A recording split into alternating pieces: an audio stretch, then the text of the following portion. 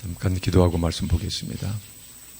거룩하신 아버지 하나님, 오늘 또 이 자리에 불러주셔서 감사합니다. 우리가 사는 이 세상 속에서 신앙의 순순성, 하나님의 깊은 뜻을 깨닫고 지켜내기가 힘든 세상을 저희들이 살아나가고 있습니다.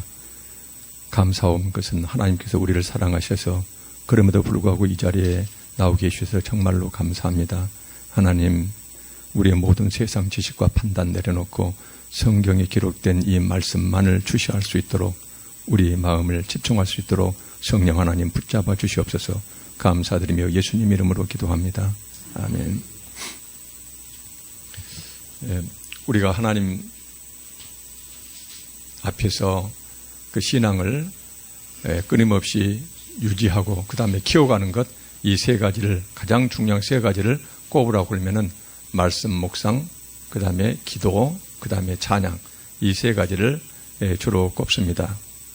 그래서 이제 이 세 가지가 없으면은 사실 우리 신앙을 유지하기도 힘들고, 그 다음에 이 어려운 세상 가운데서 하나님의 뜻을 살피면서 하나님이 원하시고 기뻐하시는 그런 삶을 우리가 살아내기가 정말로 힘든 그런 세상을 우리는 살아가고 있습니다. 그래서 작년 11월 중순경에 여러분들에게 말씀 묵상이 우리 삶을 구체로 어떻게 변화시킬 수 있는지, 그래서 말씀 묵상을 떠나서는 우리가 제대로 신앙생활을 할 수가 없다라는 취지의 그때 성경 말씀을 이렇게 살펴보았고요. 그 다음에 이제 12월 중순경에 찬송이요, 하나님께 드리는 찬양이 우리 신앙생활에 얼마나 중요한 것인지를 그때 살펴보았습니다. 오늘은 그 세 번째로 기도에 대해서 살펴보도록 하겠습니다. 이 기도를 많은 사람들이 영적 호흡 이렇게 얘기를 합니다.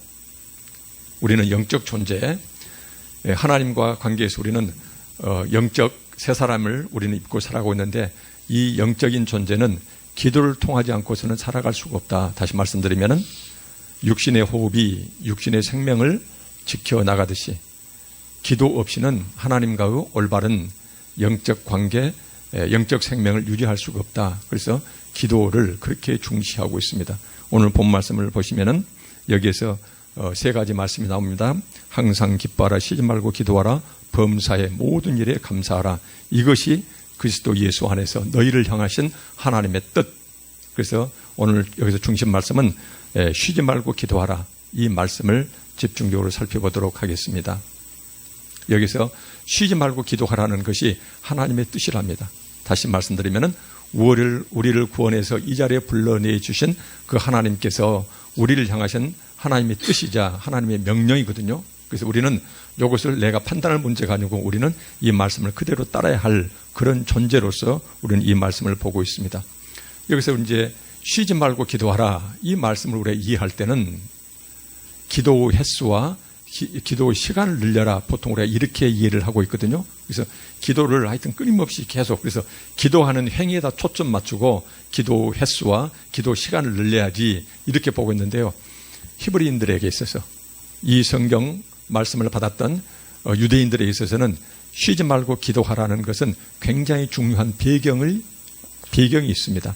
그래서 그 배경을 이해하지 않고서는 우리가 의식적으로 기도하는 행동에다 초점 맞춰갖고 시간을 늘리고 막 횟수를 이렇게 늘리는 것은, 그것은 인간 계획 속에서 자기 생각 속에서 이루어지는 것이 하나님과 교감 속에서 이루어지는 자연스러운 기도 행위는 될 수가 없거든요. 그래서 우리는 쉬지 말고 기도하라는 이런 것이 어떤 배경 속에서 성령께서는 사도 바울을 통해서 이 말씀을 하셨는지를 우리가 깨달아야 될 것 같습니다. 첫째는 바로 뭐냐면은 쉬지 말고 기도하라는 것은 인간의 의식으로는 여기에서 말씀하시는 이 말씀을 우리는 순종할 수가 없습니다. 아무리 시간을 늘리고 아무리 기도 횟수를 늘린다 하더라도 우리가 쉬지 않고 기도할 수는 없는 것이거든요. 그래서 이 말씀을 제대로 이해하기 위해서는 히브리인들이, 유대인들이 당신의 삶 속에, 자신의 삶 속에 임재하시는 하나님의 임재 방식에 대한, 이에 대한 깊은 이해가 없이는 이 말씀을 제대로 이해할 수가 없어요. 그래서 오늘 이 본 말씀 첫째가 모든 일상생활 속에서 항상 우리 곁에서 함께 계시는, 언제 어디서나 항상 내 곁에 계시는 마치 그림자처럼 따라붙고 계시는 이 하나님에 대한 임재, 그 임재 방식을 전제한 기도 방식이 바로 쉬지 말고 기도하라는, 쉬지 말고 기도하라. 하나님 항상 내 곁에 계신다는 것이에요. 나는 하나님을 절대로 떠날 수 없다는 것이에요. 그래서 성경에 보면 이런 말씀이 있습니다. 시편 16편 8절에 보면은, 시편 16편 8절 이 말씀 보면은, 내가 여호와를 항상 내 앞에 모심이여. 내가 항상 여호와 하나님을 내 앞에 모시고 살아간다는 것이에요. 나는 여호와 하나님을 절대로 떠날 수 없다는 것이에요. 항상 내 앞에는 그분이 나를 바라보고 계신다는 것이에요. 그래서 하나님의 존재를 떠나서는 내가 어디에서 존재할 수가 없다. 항상 내가 있는 곳, 그것이 언제 어디선지 하나님은 나를 떠나지 않고 바로 내 곁에 그림자처럼 탁 찰싹 달라붙어 계신다라는 것이, 히브리인들은 하나님과 자신의 관계를 항상 이것을 기억했어요. 이게 하나님의 뜻이었거든요. 또 하나는 오늘 우리가 봤던 그 말씀 중에도 나옵니다마는 시편 139편 7절에 보면은 이 말씀이 있어요. 히브리인들은 하나님만과 자기의 관계를 얼마나 깊고 깊은 밀착 관계 속에서 바라봤는지를, 내가 주의 영을 떠나 어디로 가며 주의 앞에서 어디로 피하리까? 내가 도대체 여호와 하나님 안 보시는 곳, 여호와 하나님 안 계시는 곳에 어디로 숨을 수가 있겠습니까? 내가 하늘에 올라갈지라도 거기 계시고, 스월에 높고 높은 하늘에 갈지라도 여호와 하나님은 거기 계시고, 스월, 죽은 사람이 내려간다는 이제 지하 세계를 말하죠.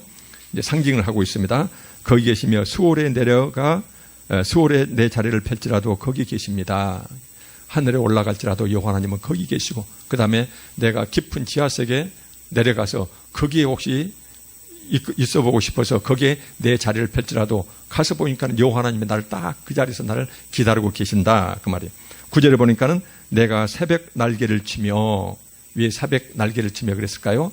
아무도 모르게 나 혼자 세상을 떠나고 싶다, 그 말이거든요. 그래서 모두가 잠들어 있는, 그래서 아무도 모르는 그 새벽 시간에 내가 날개를 펴서 바다 끝에 가서 거주할지라도 거기서도 주의 손이 나를 인도하시며 주의 오른손이 나를 붙드십니다 라고 히브리인들은, 유대인들은 그렇게 하나님과 자기의 그 밀착 관계를 이렇게 표현을 했어요. 그렇습니다. 예, 하나님은 이스라엘 백성에게서 한시도, 어느 한순간도 어디에서 떠난 적이 없어요. 그래서 항상 유대인들의 경우는 하나님이 자신들을 하나님 백성으로 삼으신 후에, 그래서 하나님은 적당히 거리를 두고 멀리서 살펴보시는 것이 아니라 항상 여호와 하나님은 자기 곁에 그림자처럼 따라붙고 계신다라는 것을 항상 의식하고 살아갔어요. 그래서 이 하나님의 임재 방식에 대해서 이 유대인들은 얼마나 생생하게 그것을 느끼면서 살아갔는지 몰라요. 그러니까 그들은 항상 하나님의 눈앞에서, 하나님의 손 안에서, 하나님의 임재 속에서, 그러니까는 성경에서 뭐라고 그래요? 내가 예수 그리스도 안에, 예수 그리스도가 내 안에, 이렇게 표현을 써요. 일심동체가 되어 살아갈 정도로 그렇게 밀착 관계라는 것이거든요. 이런 관계 속에서 이스라엘 백성들은 하나님과 깊고 깊은 영적 교제를 가졌어요. 미리 말씀드리면은 그 깊고 깊은 영적 교제, 한 번도 떠나지 않는 그 여호와 하나님, 그림자처럼 따라붙는 그 하나님과의 영적 교제 방식이 바로 찬송과 기도였습니다.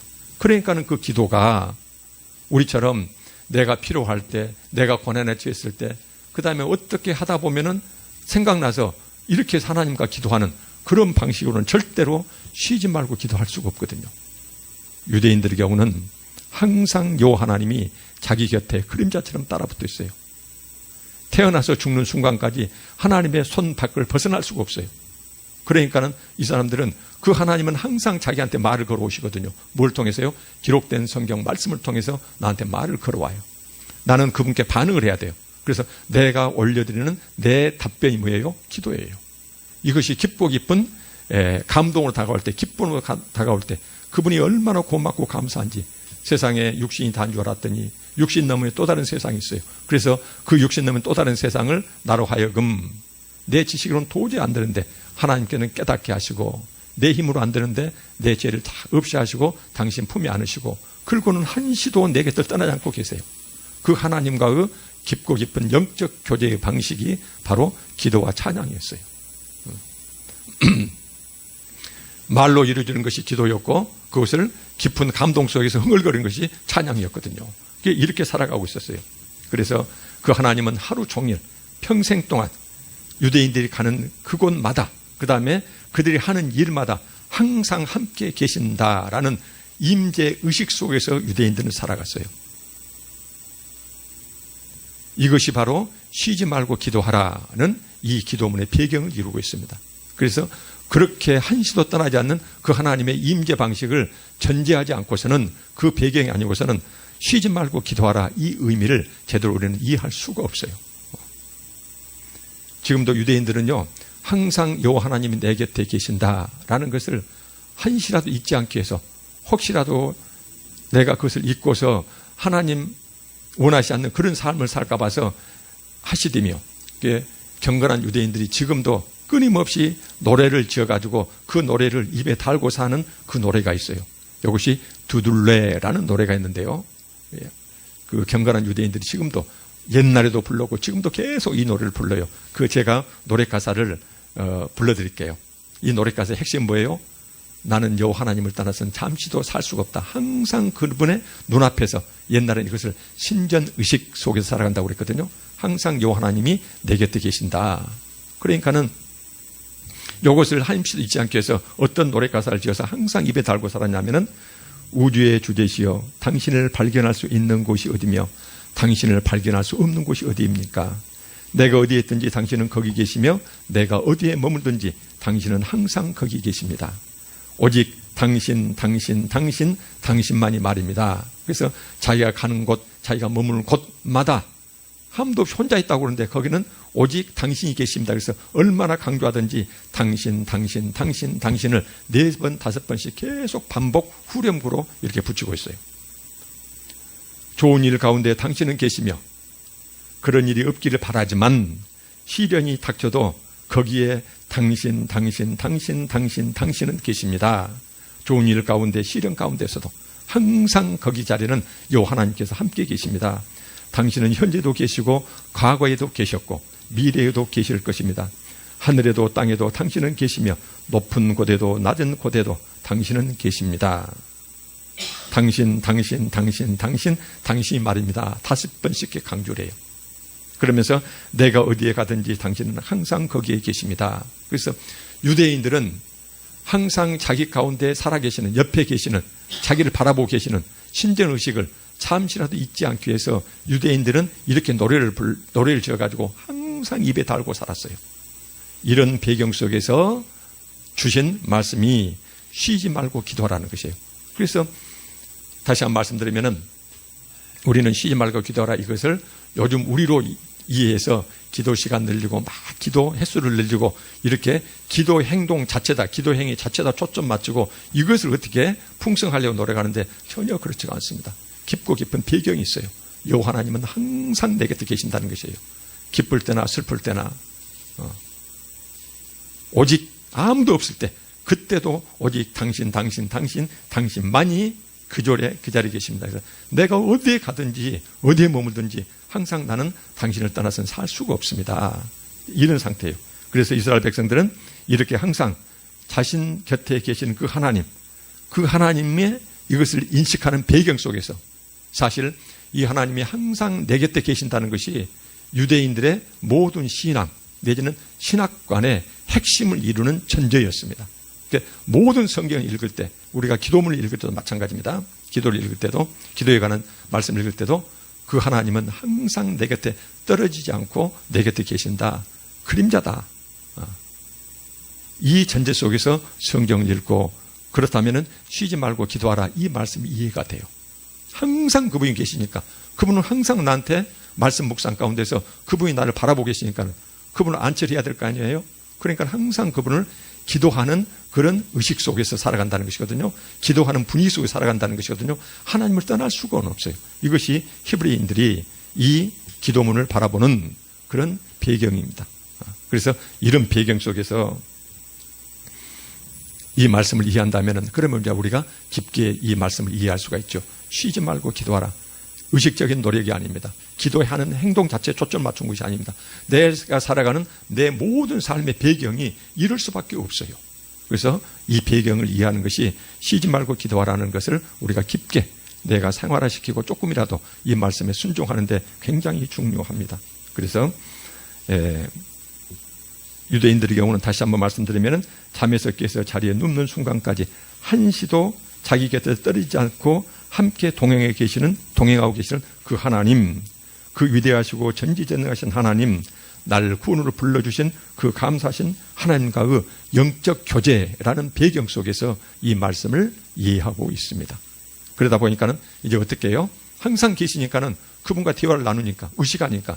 그래서 내가 말로 하든지 아니면 생각으로 하든지 그 다음에 그것을 찬송을 하든지 찬송 가사를 대신해서 하나님께 기도를 하든지 항상 떠날 수가 없어요.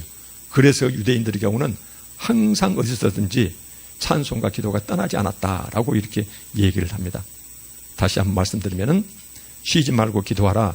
기도하는 행위 자체에 초점 맞춰서 내가 의식적으로 횟수와 시간을 늘리는 것이 전혀 아니다는 것이에요. 온 삶 가운데서 나는 기도할 수밖에 없어요. 이것이 바로 뭐라고 그래요? 영적 호흡. 그래서 다시 한번 말씀드리면 영적 호흡, 이것은 하나님과 관계가 제대로 성장하고 내 신앙이 자라기 위해서는 반드시 영적 호흡으로서 이 기도가 쉬지 말고 내 안에서 이루어져야 돼요. 이것이 없으면 그는 죽은 영혼이라고 얘기를 합니다.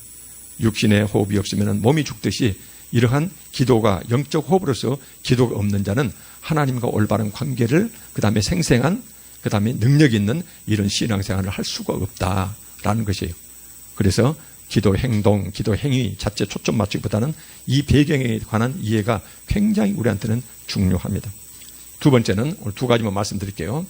두 번째는 뭐냐면은, 자, 그러면은 이런 배경 속에서 기도를 하는데 성경 속에서 보면은요, 신앙위인들이 인생 살다가 기쁜 일, 슬픈 일, 어떤 고난을 당할 때, 어떤 일을 성취하고자 할 때 항상 기도 밖에서 이루어지는 것이 거의 없어요. 항상 기도 가운데서 이루어져요. 그래서 이것을 보면 성경에서 간단히 몇 가지만 말씀드릴게요. 히스기야요. 병들어 죽게 됐거든요. 그래서 병들어 슬픈데 하나님이 이사야를 통해서 뭐라고 예언합니까? 너의 생명 다 끝났다. 집안 살림 다 정리해라. 이 예언을 들었어요. 그러니까는 그때 나온 히스기야의 반응이 어떤 반응이에요? 히스기야가 낯을 벽으로 향하고 여호와께 기도하며 심히 통곡하더라. 이 기도 다음에 바로 하나님의 응답이 와요. 내가 3일 만에 나와서 그 다음에 성전 올라가겠고 네 수명을 15년 연장시켜 주겠다. 그래서 죽을 운명이 15년 수명 연장에 그 사이에 기도문이 성경에 기록하고 있어요. 기도를 했다. 엘리야요. 엘리야는 우리가 똑같은 사람인데 엘리야가 기도했더니 3년 반 동안 비가 그쳤고 엘리야가 기도했더니 다시 비가 오고 곡식이 풍성해졌다. 성경이 이걸 기록하고 있어요. 그래서 이런 놀라운 자연의 기적 속에서도 성경에서는 꼬박꼬박 기도라는 이 중간에 매개를 항상 기록하고 있습니다. 요나요. 하나님 말씀 안 듣고 계속 자기 고집 피우다가 가다 어때요? 큰 고기 속에 갇혔죠. 그때 요나가 뭐라고 하냐면은 요나가 물고기 뱃속에서 그의 하나님 여호와께 기도하였더니 라는 이 기도하였더니 이 동작이 이렇게 이 말씀이 나온 다음에 여호와께서 그 물고기에게 말씀하심에 요나를 육지에 토해냈다라는 말씀이 나와요. 그래서 물고기에 갇혔던 요나가 육지에 무사히 살아나온 그 사이에 또 기도가 개입되어 있어요. 사도행전에서는 하나님께서는 초대교회를 세워가는 그 과정에서 기도의 중요성을 얼마나 자주 반복적으로 말씀하신지 몰라요. 사도행전을 보니까는 고넬료요. 굉장히 중요합니다. 유대인 밖에서 이방인으로서 최초의 구원받자가 성경 기록에 따르면 우리가 고넬료로 추정할 수가 있거든요. 이 고넬료가 성경에 뭐라고 기록되어 있냐면은 이탈리아 부대 백부장이라고 하는 이방인, 하나님을 경외하며 백성을 많이 구제하고 하나님께 항상 기도하더니 환상 중에 천사가 이르되 내 기도와 구제가 하나님께 상달되었다. 그러고 나서는 어때요? 이방인 최초의 영생의 구원자가 이 고넬료가 됩니다. 하나님께 그 기도가 상달되었대요. 그 다음에 루디아요. 이제는 유럽 최초의 그리스도인 여성입니다. 그 다음에 유럽 최초의 교회예요. 이 필리피 교회의 시작점이 바로 루디아인데 루디아가 어디서 만납니까? 기도처에서 바울을 만나거든요. 이렇게 루디아도 기도하러 갔다가 바울을 만나서 유럽 최초의 그리스도인이 되고 구원받는 자가 되고 그 여성을 통해서 유럽 최초의 교회가 세워지는 이 놀라운 복을, 성경에 이 이름이 기록될 정도로 놀라운 복을 받는데 그 시작점이 바로 뭐예요? 기도처였다는 것이에요. 그 다음에 베드로와 바울과 실라와요. 베드로가 옥에 갇혔을 때, 바울과 실라가 옥에 갇혔을 때, 그때 베드로는 온 교회가 베드로를 위해서 기도하였더니 옥문이 열렸다라는 표현이 나와요. 그 다음에 바울과 실라가 기도하고 하나님을 찬송하며 했더니 옥문이 열렸다. 이 구절이 나와요.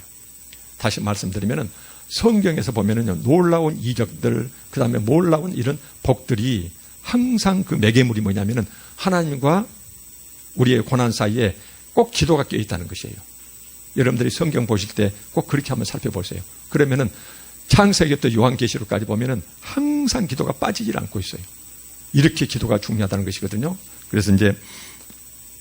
그래서 이 성경에 정통했던 웨슬리요, 1700년대 잠들어 있던 유럽을 깨웠던 이 존 웨슬리가 했던 말이 있어요. 성경에 정통하고 나서 했던 말이 바로 뭐냐면은 하나님은 인간 세상의 모든 일을 행하실 때 하나님은 오직 기도를 통해서만, 기도에 대한 응답으로서만 일하신다라고 표현했어요.